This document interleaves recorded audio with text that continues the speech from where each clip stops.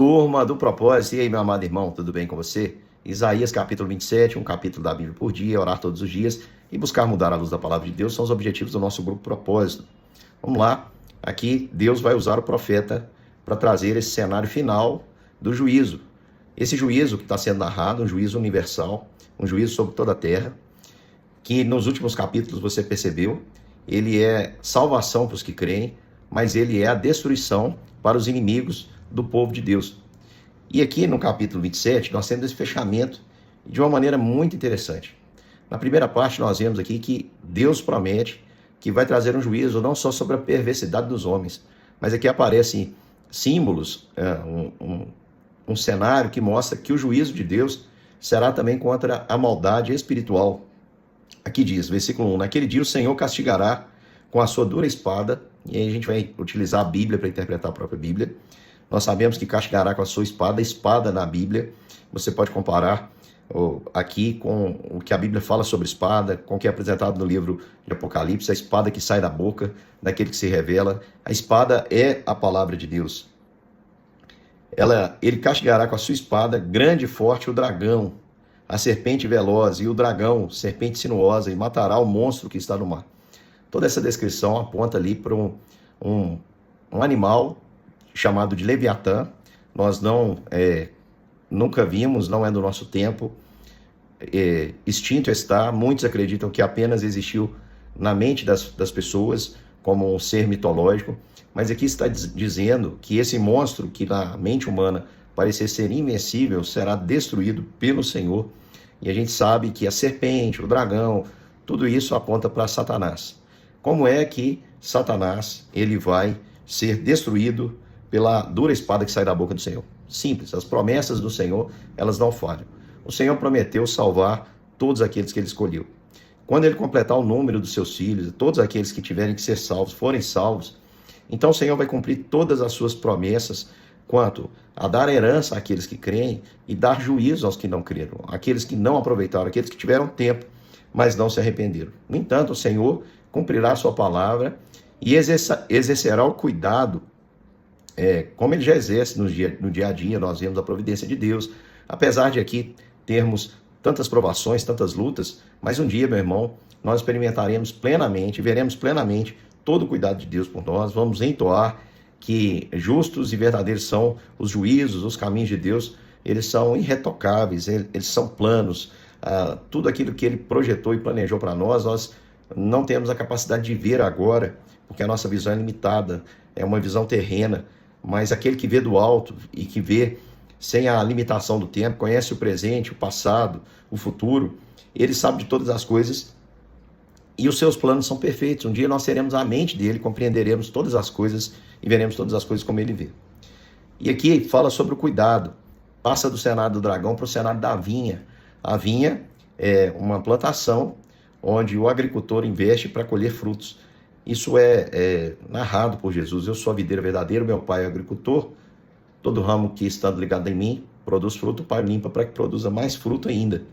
Quando um ramo não produz fruto, ele corta e lança fora, porque não está aproveitando da seiva que está recebendo. Então, naquele dia, dirá o Senhor, cantai a vinha deliciosa. Eu, Senhor, a vigio cada momento. Não é uma vigilância de tempo em tempo, mas é uma vigilância constante. Regarei para que ninguém lhe faça dano. De noite e de dia eu cuidarei dela, um cuidado constante com o seu povo, porque não dormita nem dorme o guarda de Israel, aquele que nos guarda. Não há indignação em mim. Quem me dera espinheiros e abrolhos diante de mim, em guerra eu iria contra eles e juntamente os queimaria. Então os espinhos, os abrolhos, nós sabemos que são consequências aí do pecado, né? Quando o homem cai lá no início, o Senhor diz que a terra produziria isso também, erva daninha, aquilo que não é próprio para o consumo, aquilo que só atrapalha os nutrientes da planta, todas as imperfeições, todas as impurezas. Aqui o Senhor diz que ele iria contra eles, queimaria. Então o Senhor, ele cumpre a sua palavra em Jesus Cristo. Jesus vem, a pá ele tem na mão, e ele queimaria em fogo inextinguível a palha, mas o trigo ele recolheria no celeiro. Então, tudo aquilo que é pecado em nós, o Senhor Jesus, ele queima, ele extingue, ele cancela pelo pagamento oferecido ali na cruz, porque o salário do pecado é a morte, e Cristo se ofereceu por nós. Ou que o homem se apodere na minha força e façam paz comigo. Sim, façam paz comigo. Então o Senhor, ele diz aqui que o propósito dele é cuidar da vinha, para que a vinha fique limpa, para que haja paz. Ele é um Deus que chama a reconciliação. Dias virão em que Jacó lançará raízes e florescerá, e brotará Israel, e encherão de fruto o mundo. Então o Senhor tem os que procedem de toda tribo, língua, povo e nação, e ele os comprou pagando um preço altíssimo, que é o sangue do seu filho, o derramamento do sangue do seu filho. E aqui nós temos a promessa de que ele vai reunir esse povo e vai colhê-lo, que diz, ó, versículo de número 7, porventura feriu o Senhor Israel como aqueles que o feriram? Ou matou assim como aqueles que o mataram? Será que o Senhor foi como o homem? Será que o Senhor fez como faz o homem, que muitas vezes vira as costas para Deus e não quer saber de Deus nunca mais? Não, Deus é misericordioso. Com chô e exílio trataste, com forte sopro expulsaste no dia do vento oriental. Portanto, com isso será expiada a culpa de Jacó, e este é todo o fruto do perdão do seu pecado.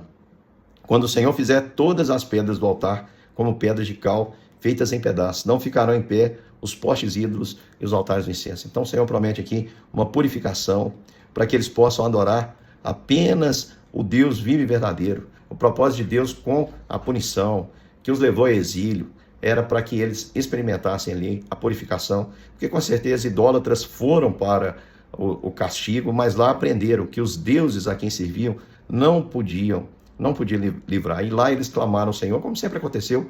No livro de Juízes tem essa dinâmica, o povo pecou contra o Senhor, foi levado cativo, então clamou o Senhor, e o Senhor ouviu, e o Senhor libertou o povo. Então ali eles aprenderam da mais dura forma que os ídolos a quem serviam têm olhos e não veem, têm ouvidos e não ouvem, têm pés e não andam, não têm poder para salvar, e eles clamaram ao Senhor. Quando os seus ramos se secam, são quebrados, então vêm as mulheres e lhe deitam fogo, porque este povo não é povo de entendimento. E aí no versículo 2 diz, naquele dia em que o Senhor debulhará o seu cereal, desde Eufrates até o ribeiro do Egito, vós, ó filho de Israel, sereis colhidos um a um, o Senhor vai recolher aqueles que pertencem.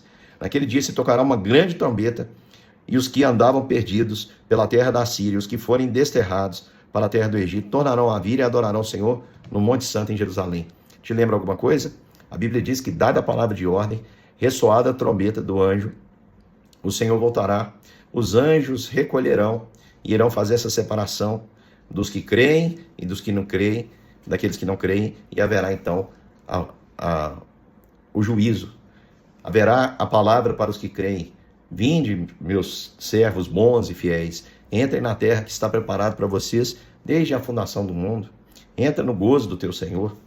Mas para os que não creem, ainda que tragam argumentos religiosos, no teu nome fizemos isso, isso e aquilo, fomos a uma igreja, no teu nome expulsamos demônios, no teu nome falamos em outras línguas, o Senhor Jesus dirá, eu não vos conheço, apartai-vos de mim, eu não vos conheço. Que Deus abençoe, meu irmão, possamos aguardar ansiosos, que todos os dias possamos proclamar, Maranata, ora vem, Senhor Jesus, que o Senhor Jesus possa vir buscar a sua igreja, e que nós, dentro em breve, possamos ter esse encontro maravilhoso com Ele, entrar no gozo do Senhor que está preparado para nós, e desfrutar desse descanso eternal. Lembre-se que a vida aqui, ela passa muito rápido, meu irmão. Não se contente simplesmente em existir. Tenha um significado e um propósito para a sua vida, e esse significado, esse propósito, só Jesus Cristo pode conceder a você. Deus te abençoe, e até amanhã para mais um capítulo das Escrituras.